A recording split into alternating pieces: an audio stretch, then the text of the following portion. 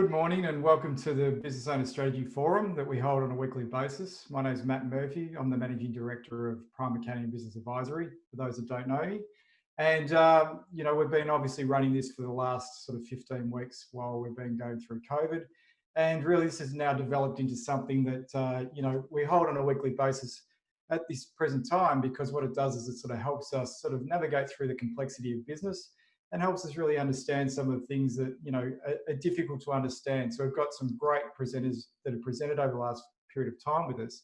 And really it's been very much about sort of thinking about what we have to do as business owners to actually come out of this situation that we're in at the moment in a very thriving manner. So we take advantage of what we're going through at the moment. And so we've got another great speaker today being Steve Maarbani. And Steve actually is the CEO of VentureCrowd. And VentureCrowd's an equity crowdfunding platform. So some people sort of have heard about crowdfunding, but probably don't fully understand it. So we're going to demystify that today. Steve's also going to speak about how investors achieve higher than average returns through this particular platform. And then what really VentureCrowd looks for when they're assessing companies to come onto the platform to actually raise capital. And we'll also talk about sort of the stages of the growth in terms of capital, risk and reward. So it's going to be a rich conversation today in relation to sort of, all things capital and raising money for growth effectively for your businesses. So I'm going to stop sharing my slides and I'm going to introduce Steve. So Steve, if you want to just take yourself off. There we go. G'day Steve, how are you? Yeah, everybody. I'm well, Matt. Good. So thanks for joining us today. I'm really looking forward to this conversation. And obviously we've had a long relationship, in terms of from a professional perspective around sort of, Prime and VentureCrowd and sort of in terms of, raising capital and helping our clients sort of raise capital, and also investors that want to invest into businesses that are on the platform. So I've really enjoyed that, the fact that we're able to offer and deliver that particular service to our clients as well, which has been great. And looking forward to today to sort of demystify some of the things that people probably don't fully understand and probably should have in their, focus when they're thinking about, their business and where they're going and what they're doing. So from that point of view, looking forward to that. So probably worthwhile, Steve, maybe giving a bit of an intro and a bit of a background in relation to yourself. And also, leading on to, one of the first questions that I wanted to sort of ask for you as well is that you should sort of, how should people be thinking about capital as part of their growth strategy for their businesses? So, and maybe just, as part of the background in terms of your background and VentureCrowd and where we're at today and what you're trying to achieve. Yeah, okay. Great. Thanks, Matt. I might do that backwards if you don't mind. Sure. Let me start with the last question first, maybe. Sure.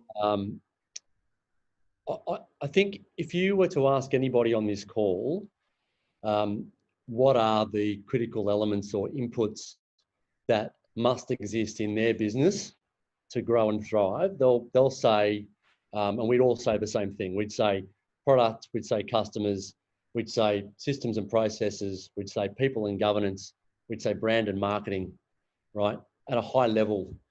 But I think the single most overlooked element that a business has to have clear line of sight over in order to really grow and thrive is capital.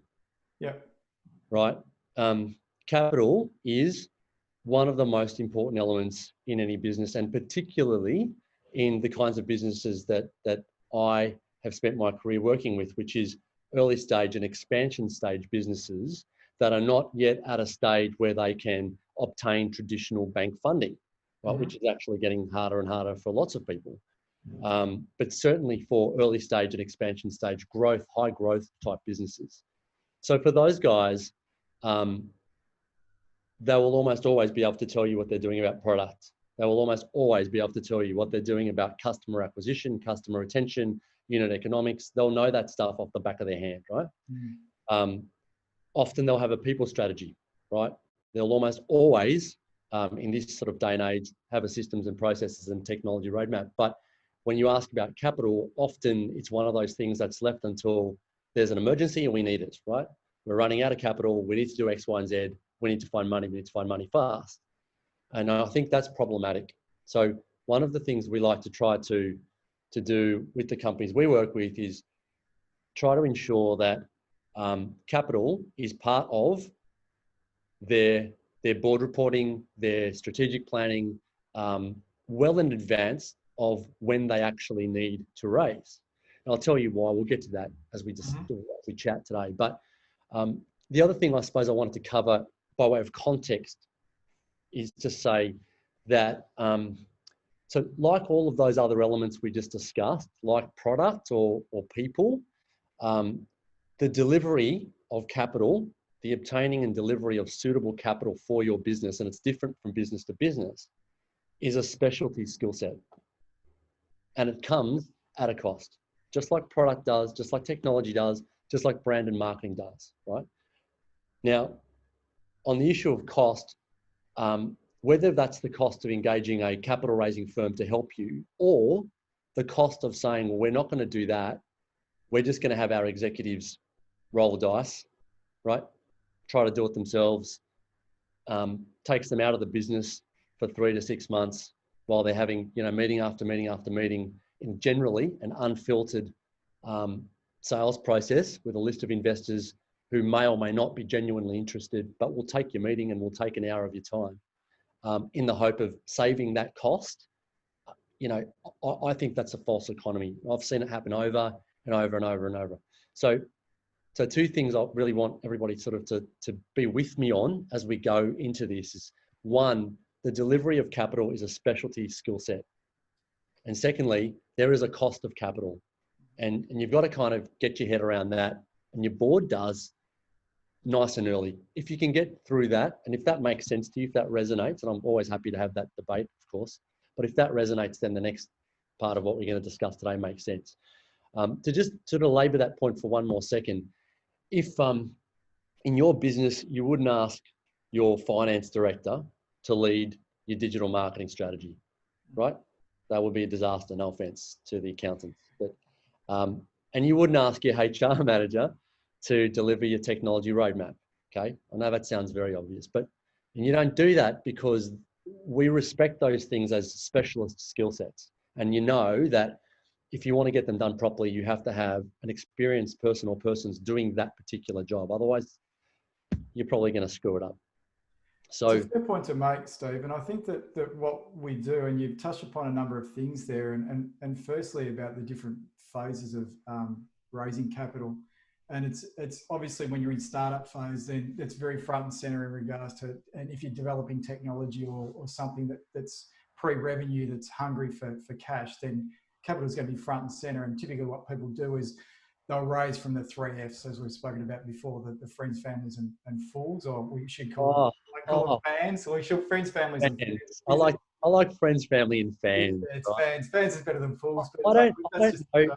I'm sorry to interrupt you on this, but that really bothers me when people say that, because I'm a big fan of those people that take that early risk. I'm a really big fan of those people who are prepared to say, you know what, I know Matt. I've known Matt for a long time. He's a smart guy. He's built his new business. I know it's high risk, but I back him and I'm prepared to back him. Exactly. I love those people. They're a fundamental part of the capital stack across the country, right? Those kinds of effectively angel investors, right?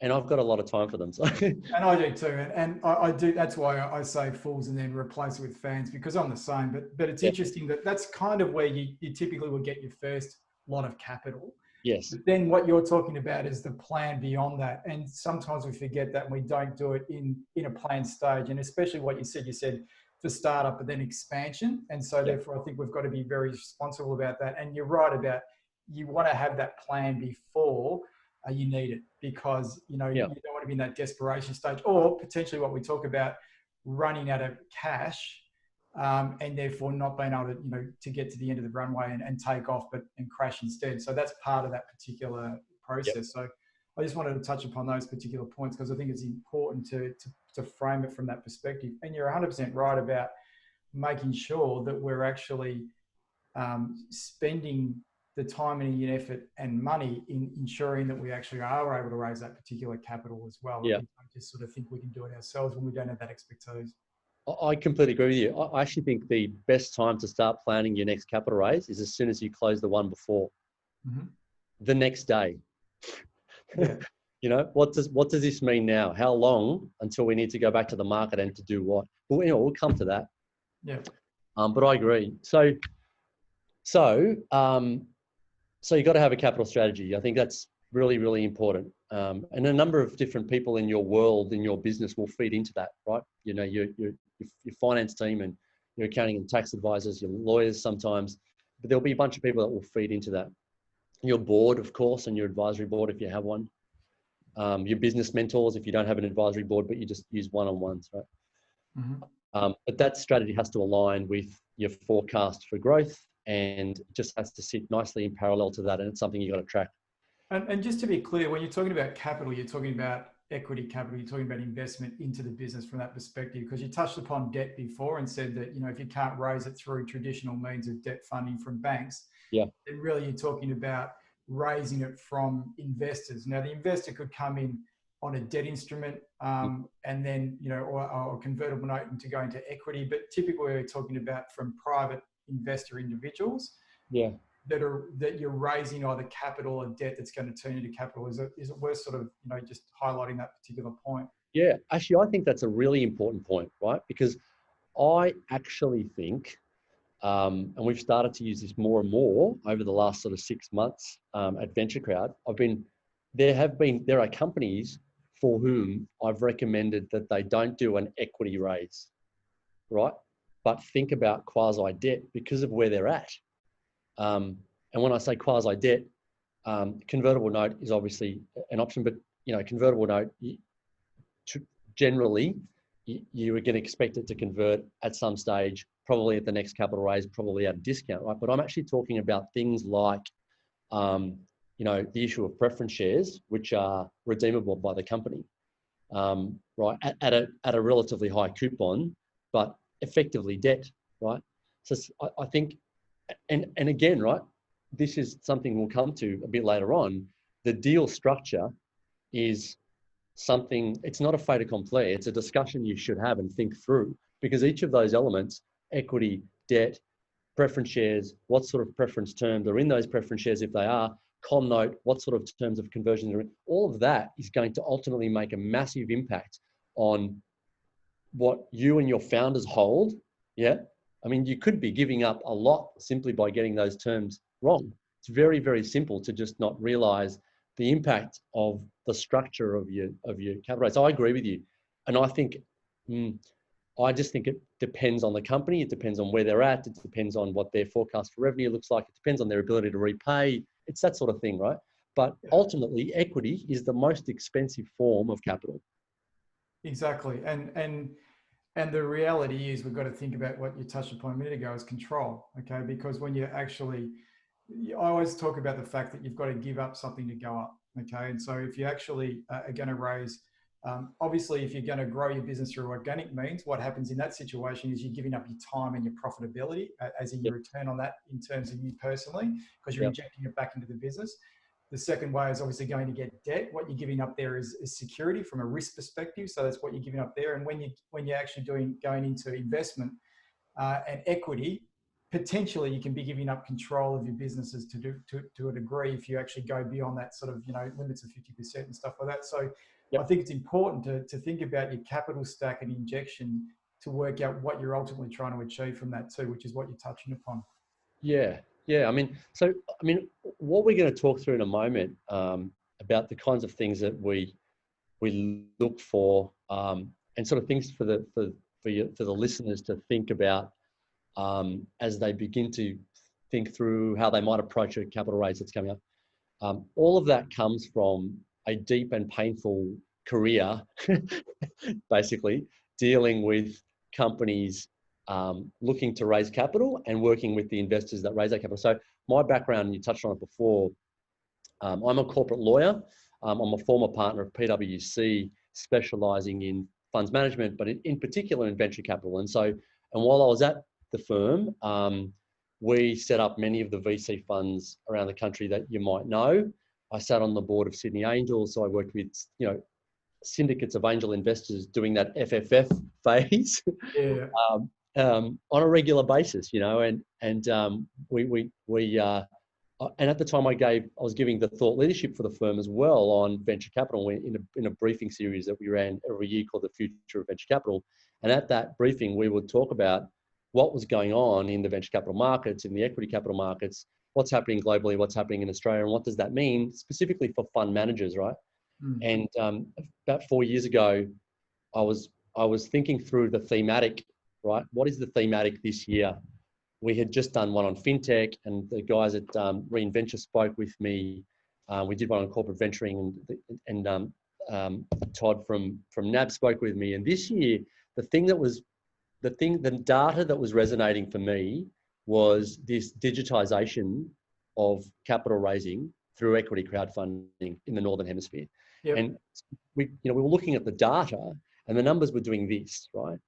And I remember having a debate with the partners internally, saying, I think we need to raise this as an issue, because if this continues, this is going to be a major part of the capital stack in the Northern Hemisphere, and therefore in Australia at some stage. And many of them sort of said, that's complete rubbish. That's madness. This is a blip in the radar. It's one of those things that's going to fade away into the abyss. And that made me nervous, right? Because I'm talking to very learned people, often my seniors. But the reality was the data, I just couldn't get away from the data. Right? I couldn't get away from the data. And so I rang Jeremy Collis, who was the CEO of Artesian Venture Partners, and I'd done a bunch of work for Artesian, obviously set up their funds. And I said to Jeremy, I think you should set up an equity crowdfunding platform alongside your traditional VC business. Yeah. Just as a hedging strategy. Let's assume I'm wrong, right? Let's assume nothing happens. Let's assume it all just fades away. It's a hedging strategy. So we did it, right? We co-founded VentureCrowd, and it sat alongside the Artesian venture business. And basically, where Artesian was going to invest in something, yeah, and there was capacity in the round, we'd pop it on the platform. We didn't know what we were doing, right? Really, there was no playbook for this, and we would circulate that to basically our network and see how it went. And before we knew it, we were starting to syndicate deals digitally and closing these rounds for founders faster. And since then we've done over 50 deals. We've invested over $110 million in companies that were in Australia, Singapore, the US, and Israel. And we've branched out into property development products, credit products, as well as venture capital. So now it's a series of alternative assets that we syndicate capital for. Yeah. There's a team of 25 people that span specializations, including funds management, venture capital, property development, technology, a digital marketing team. And then there's a capital raising team, a traditional people at a desk with a headset talking to people if they want to talk about it, right? Yeah. Not everybody's prepared to invest digitally in high risk, high return asset class. Sometimes you want the comfort of speaking to someone. So we have that too. And so that's how VentureCrowd was born. And so the platform is not just an equity crowdfunding platform, that whole put $50 into a brewery kind of concept. It's, I'm not necessarily a big fan of that. I think I like investors to think about it as an investment. It is still an investment, and I want you to take it seriously. You should take it seriously. It's not a punt. We talk about the different types of crowdfunding that people actually might have experienced, and there is the distinctly different ones where you've got reward-based crowdfunding, and then you've also got equity-based crowdfunding. So, the reward-based ones are where you actually will typically pay a small amount of money to get a product that's going to be developed, paid. You'll get it in before everybody else does, sort of thing. So the reward is the product itself, as opposed to the investment into the actual company itself. Whereas what we're talking about with VentureCrowd is obviously a sophisticated equity crowdfunding platform that people can invest into, organisations legitimately. That actually means that they are going to invest directly into those businesses to help them grow and develop and get to where they want to get to, because they believe that they're going to, get to where they want to get to. Yeah, and look, that's for me, in my role with VentureCrowd, that's the only story that matters. How much we've raised, actually, I don't really care. I mean, we track that, of course we do, and the market cares about those numbers, of course it does, but I don't. The only thing that matters to me is how is the portfolio that our investors have invested in, how are they doing, have we had any exits, and have they made any money? Mm. That is the only metric that matters in my view. And so, so yes, we have an equity crowdfunding license, and we're known as an equity crowdfunding platform, and we do that. We have a license for retail, but we also run wholesale campaigns through single asset managed investment schemes, and we run funds. So I want it to be, and I want to put things up. I want to put things up that I believe in. Obviously, that's not scalable forever, but at the moment, if someone in my network picks up the phone and says, "Tell me about this company that's on that platform," I want to be able to answer that question. So that's a good lead in, I suppose, to the next bit. What I was going to share, Matt, was just a couple of examples of where we've done that. Yeah, I think that's great if you do. Yeah. Okay. And I think the other thing I wanted to highlight too before you get into that is that you've shared with me the data around sort of the growth of crowdfunding in Yeah. what you were talking about before. And, just in terms of the investments that have been made via these platforms, Yeah. just the trajectory of that. And then now what we're seeing in Australia in terms of, the things that you're facilitating, supporting, it is the future. It's how people are starting to really invest in an alternative asset class, which I think is fantastic because it gives people the opportunities to invest into things that they haven't otherwise been able to invest into. Yeah, absolutely. And it opens up a pool of capital that's always been there, but hasn't had a facility mechanism. And that, to your point about the data on growth, last year in the UK, 38% of all venture capital invested went through one of the two leading digital platforms. Think about that. Over a third of all VC money invested in the UK last year was done digitally. So, and I don't think that's going to continue up to 80 or 90, but what that's shown is that over a relatively short period of time, equity crowdfunding, the digitization of investments management, right, has formed a significant and meaningful and respectable part of the capital stack. And look, there will always be a role for angel investors running deals traditionally, right? There will always be a role for that. And there will always be a role for specialist venture capital firms that add value way beyond just capital. Of course there will. All this does is it makes that capital pool richer and gives founders more options depending on where they are in the journey. That's cool.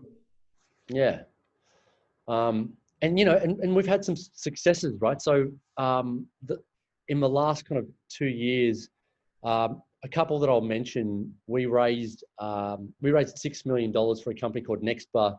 It has patented intellectual property around a naturally sugar-free sweetener formula that it uses in a series of beverage products, but that can roll out to food and beverage products.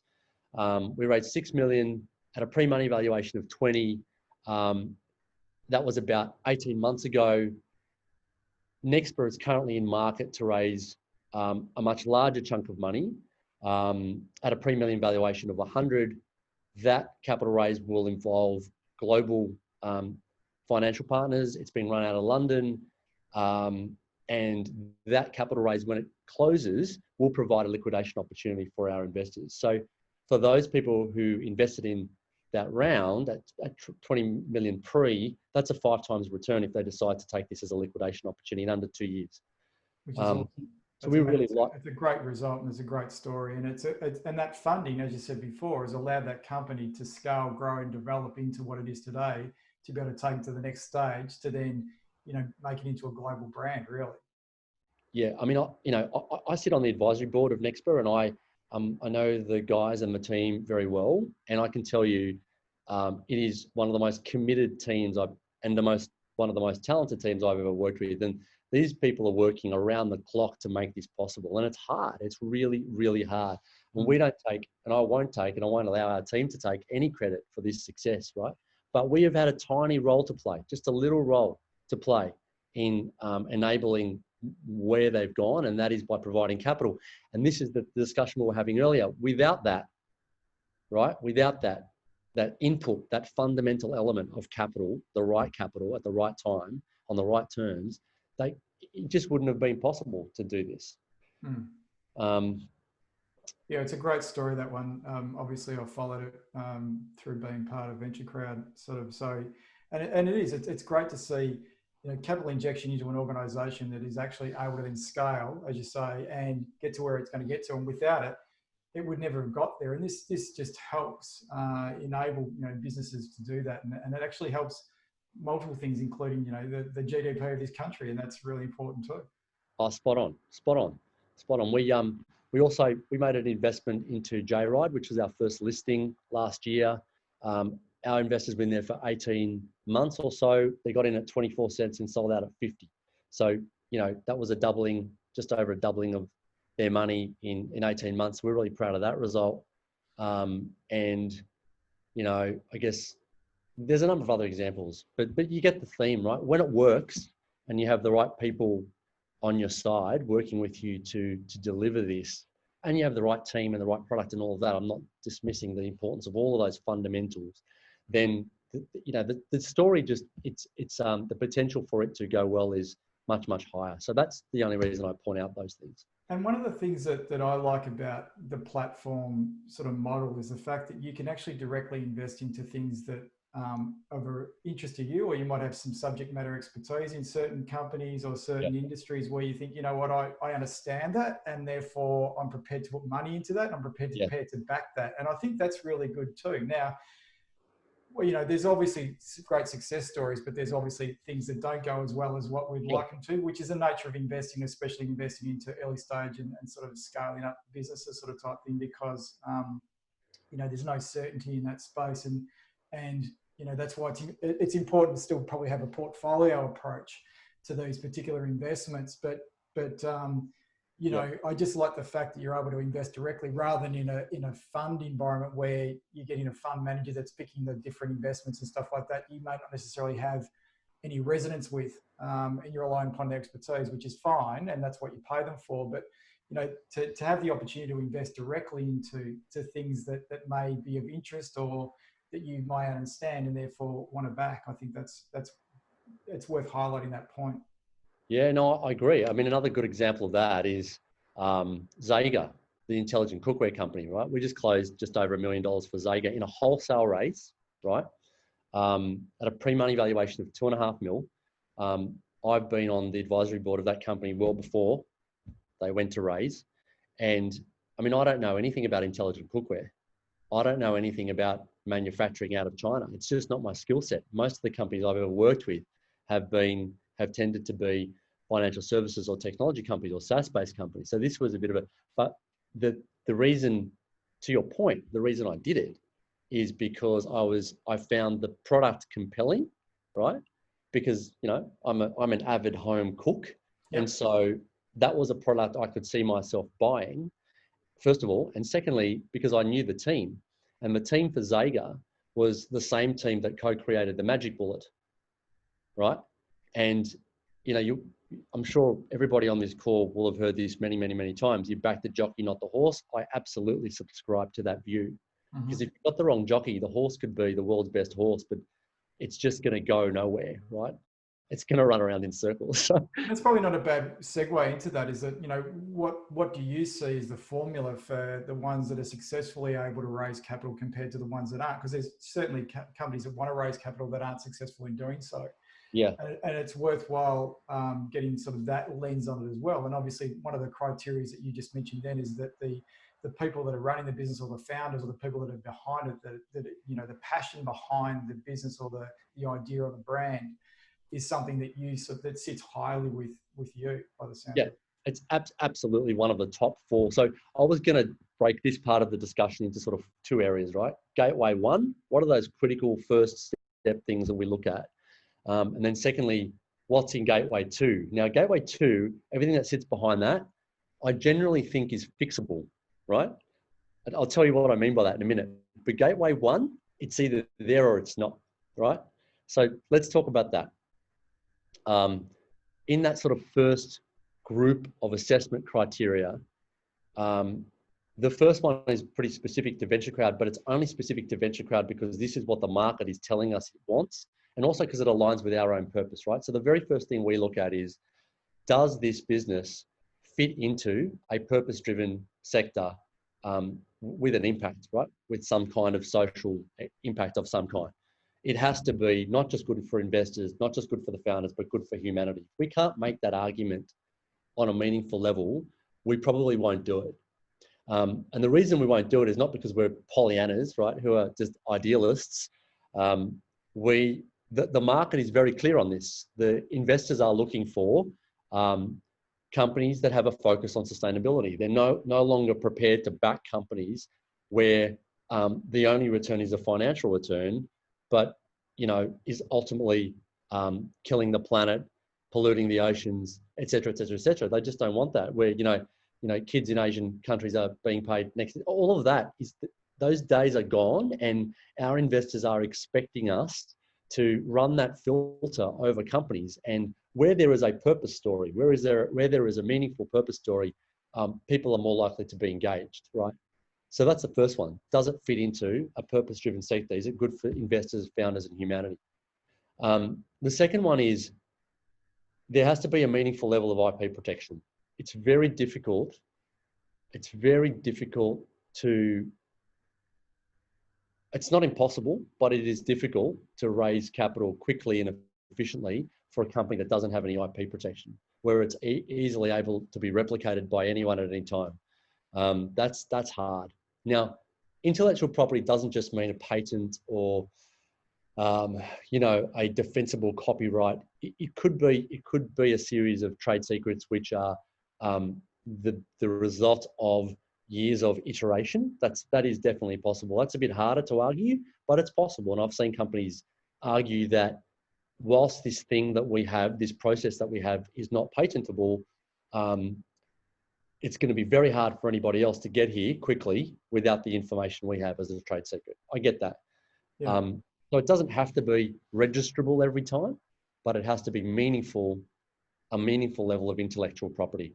And sometimes it's very hard to protect that. And really the advantage then is about being first to market. I think that's the thing that we often look at when we're looking at sort of, protection of assets and protection of IP and what the value that you're invested into. And sometimes It's very hard to do that. And so sometimes it's just making sure that you're creating the environment that's so robust that it's hard for other people to replicate in the speed in which you're doing so to be first to market. So there's probably an element that you'd have to deal with in terms of that as well, I would have thought. Yep. No, I agree. It doesn't always have to be registrable IP. And then, so the third one we touched on, right, which is the management team. If I could just expand on that for a minute, because it's just so important. And anyone on this call, I invite you to think about companies that you've advised or companies that you've worked for where the management team just was dysfunctional, right? Doesn't matter how great the business was or how great the product was or the opportunity. If you've got that level of not just things like incompetence, people may be very, very competent, but just completely dysfunctional. It just doesn't work. It does not work. It will ultimately end up killing the opportunity for the business to thrive. And so the management team is a critical element of the assessment process for us. Yeah, which is great. And look, we're always looking for, because I'm an accountant at heart, I have to, always looking for formulas and stuff like that in terms of, what makes things work and why don't things work. And fundamentally, spent most of my working life working out what makes a successful business compared to the ones that aren't successful. Yeah. And so I think that if we're listing them all down, I like the fact that you've broken it into those sort of three categories in terms of what you're looking for and the people side of it. It's a big thing to think about, and I agree with it. Yep. In terms of, I wouldn't mind your thoughts also, Steve, if we can, around, what your thoughts are at this particular point in time. So we're obviously going through, the COVID crisis at the moment. And so what's sort of been your observations going through that? And then, what do you see, the tips about how you come out of that in a very successful way, especially if you're looking to raise capital? Well, so we've had... I think it's fair to say that every business that I'm involved in and almost every portfolio company that's been invested in through VentureCrowd has taken a hit of some kind, right? There's no doubt about that. And anyone listening, you're not alone. It's been very, very tough for a lot of people. And that doesn't necessarily reflect on the worth or the value or the proposition of your business. It's just very, very difficult right now. That said, different companies, different portfolio companies are going to come out of this in different ways. So we've been pretty lucky. VentureCrowd itself is pretty well capitalized, so we haven't had we haven't had many issues in the last couple of months. We've used the time to just pull strategy that it's been sitting on shelves and dust them off, and deep dive into those initiatives that you don't have time to do when the world's spinning around you. So we've used it to do that. Guys like Nextbar, if you think about it, it's a grocery product. So there has been some slowdown, but nothing major. Zager is a product that you use for home cooking. But having said that, that sounds like the next thing I'm about to tell you is, and so they've done really well, right? That's not quite the case. They've continued on nicely, but they've also had to pivot their strategy from, locking in distribution arrangements to go into bricks and mortar retail to moving that down the list of commercialization priorities and moving up e-commerce, obviously, right? So the customer proposition still resonates with the market. It's just how you get to them now has to change because of COVID. So, all of those things are true. From an investor's perspective, though, there's no shortage of capital, right? And I think what we're seeing is more than ever, investors are looking for a combination of, decent returns, but also they want to invest in things which fundamentally make a difference, right? Yeah. We've been forced to consider the implications of, these kinds of crises and tragedies. And I think people don't want to contribute to any of that. They want to know that their portfolio is making a difference beyond that. Yeah, and I think that's a really salient point in terms of the fact that, I think that we're going to be a lot more conscious about the choices that we're making, about what we're doing, where we're working, and what we're investing into. I think is a very fair point. Yeah. I mean, and personally, I personally want to be able to look back in 5 years' time and say, we helped fund the first sort of major wave technology project off, Tasmania, which we have, called WaveSwell. When the next naturally sugar-free sweetener product is being used in food and beverage products all over the world, and we can actually measure the reduction in sugar consumed, right, and the implications that has on diabetes and obesity. That's the kind of legacy I want to go out with, and our investors are telling us exactly the same story. So our responsibility. So when I went through that list of the things we're looking for, we're always starting with that purpose. And so once we get past that, we get past IP protection, meaningful IP, and we get through the management team, the next sort of gateway, one thing that we always look at is, does this story make sense? Now, when we're drafting a pitch deck or an offer document, the narrative is always, the framework for the narrative is always exactly the same, right? And it has to have the following elements in it. It has to have consumer validation and technical validation, right? If we don't have that, then we can play on, but valuation is going to take a hit and it's going to be much harder. I can go into that if you prefer. Otherwise, I'll just keep going. Yeah, we just keep going. I'm just conscious of we've got probably about 5 minutes to go, Steve, and there's a couple of questions that are probably popping through, and I also encourage anyone else that wants to ask a question to put it into the Q&A chat box down the bottom of the screen. So, but yeah, there is a question, but just finish your point, and then let me wrap that up in terms of the narrative, right? Because this is one of the first things we share with people when we talk to them for the first time. Sure. Can we plug in the elements of your business into this narrative, which is, this is our consumer validation, this is our technical validation. The product works, we know it works, we know customers are going to buy it for the price at which we're forecasting, We Yep. know that. It doesn't have to be millions, but it's something. Tick, tick, right? And then the next question becomes, given what we know about the traction we've achieved, even at those early stages, and accepting that it's all high risk, the next question becomes, how much do we want to raise and what do we want to do with it? I know that's obvious, but we have to be able to tell that story meaningfully. And for some, often you'll hear people say, we're going to raise $1 million. And then the next question you ask is, what are you going to do with it? Or why do you want $1 million? And they'll say, well, we just thought that was a nice round number. That is a terrible answer.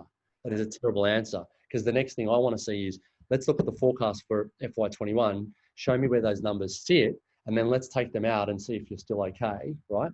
But I want to be able to line item every single one of those costs. That's the way you pick the number to raise, and then you add a contingency because you always go over budget.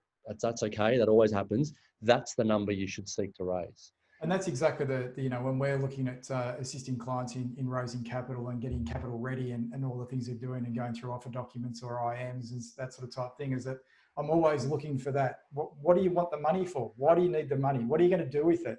Because that's the purpose of raising the capital in the first place. And if you don't have a strong strategy around that sort of stuff, why would anyone want to invest into it? Well, and then you need to be able to say, Matt, once you've told that story and you've answered, what are we going to do with it?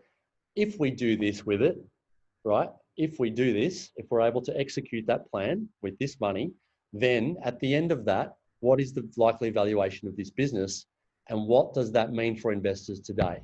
Yeah. That's the narrative. And to get to the end, the question becomes, well, what is the likely valuation at that point if we assume these things are achieved? I know that's a difficult question, and that's for another day, maybe. It's another hour of how do you value.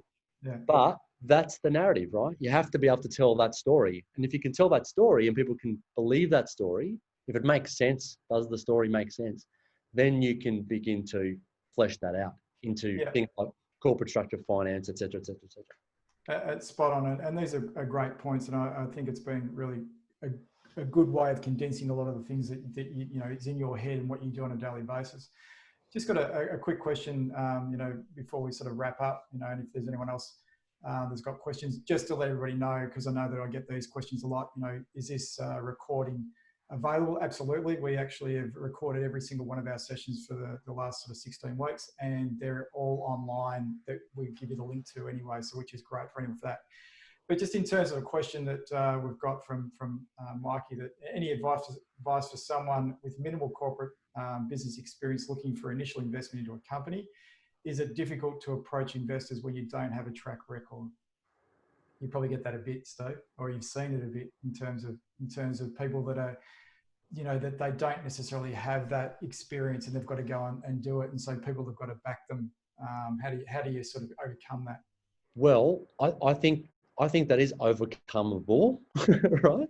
I'm assuming Mikey has, one or more of those core elements that we talked about. He's either a product guy or he's, minimal corporate business, or he's a sales guy or he's a tech guy, right? He's one of those things, right? Yeah. Typically there's a level of experience in one of those areas. The next thing I'd say is, what are the other critical elements of the business, right, that you're going to need to engage somebody to do at some stage, either externally or internally? Then my advice would be, see if you can find that person, right, to become a co-founder, so that you begin to build out your capability, right, as a co-founding team rather than just you on your own. So if what you're looking for is corporate and business experience, subject to what your business is, perhaps look for that person to co-found that business with you. Yeah, and I think that's right. It's build the team around you. That if you don't have the skill and experience yourself, then it's just getting the right people on board and the right advisors. That's something that I constantly help people do, is to say, well, you've got skill and ability and expertise, or you might have a great idea, but we all understand our own limited abilities and beliefs on certain things. So what do you need to do to expand that out? So I think that's a very salient point as well. Steve, is there any other sort of parting sort of thoughts that you'd like to get across today in terms of that? There's probably a couple of other questions, but just wanted to sort of actually, no, it's probably a good question to ask. What's the typical time frame for initial engagement to funding from a VentureCrowd perspective? Well, that can happen quite quickly depending on how ready you are. I know that's a terrible answer, but that's true, right? So, um, you know, so things like, and we didn't get to this, maybe this is another question for another day, but things like how, you know, how have you settled your valuation, what's your deal structure and your terms, you know, Yeah. your documentation. If that's all ready to go, then it can happen relatively quickly. Yeah. But, you know, but often it's not. And what I'm encouraging people to think about is it's probably not, guys. It's probably not. And that's okay, right? That's okay. You're an expert, you're a technical specialist in some other area. This is another specialist skill set. So just be prepared to engage with whoever you end up using to help you. But there is specialization that needs to be brought to this, and that's going to take some time. Which goes back to your first point today about actually making sure there is a cost associated with pulling all this together, and there's a cost of advisors, and there is a cost of getting good people around you. And I think that that's a great example of that's part of the process to do that, and we see that constantly as well. Yeah, yeah. Should we answer Michael Cook's question, which is... Michael Cook's a mate of mine. He's a serial questioner asker every meeting, which I appreciate because he's a good mate of mine. His question, I think, Steve, is about what he wants you to pass his interior designer. I wish I could. Really likes your background at home. I wish I could. I'm not at home actually. No. I wish I could claim credit for this beautiful room, but this is the library in Observatory Tower, which is where I live, but I don't live here. Right. And it was designed by Thomas Hamill. So I agree with you, mate. It's beautiful. Oh, there you go. I appreciate you letting us know that. But you know, I think we're all getting a bit of an insight into everybody's lives nowadays in terms of the fact that we're all pushed at home and seeing that. And you know, you're asking me if I was going to play a tune today on my keyboard as part of that process as well. So no, it's good. But look, Steve, that's been a really great chat. And look, obviously there's lots of topics, and we could speak about a lot of these things for many, many hours. And I'd love to have you back again if we can manage that in terms of touching on those other points that we weren't able to touch upon today. But you've been generous with your time today and really appreciate it. And, you know, I've appreciated the great relationship that we've had, you know, with VentureCrowd and Prime and with you personally. So just wanted to thank you for that. And you know, great content today, great knowledge for the listeners, as you said. So thanks very much for your time. It's a pleasure, mate. Thank you for putting it on. Thank you for having me. No problem at all. And as we said, these are all recorded, and we send you through the link at the end, so you can obviously go and look at the catalogue of library. We've had some great topics and speakers over that period of time. We're going to continue to invest in do so because we just love to help as many people as we possibly can. So really appreciate that. Thanks, Steve. Thanks, guys. Have a nice weekend.